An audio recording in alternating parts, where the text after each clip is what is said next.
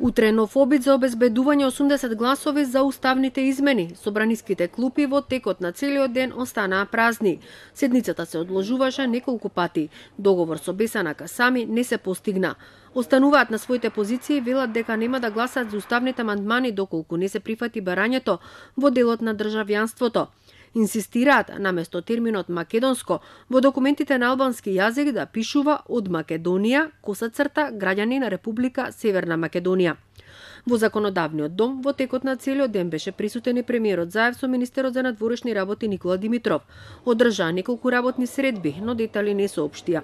Се сретна и со 8 пратеници на независната пратеничка група на ВМРО-ДПМНЕ, кои на Заев му соопштиле дека доколку се избрише зборот македонско државјанство, тогаш тие нема да дадат поддршка на измените.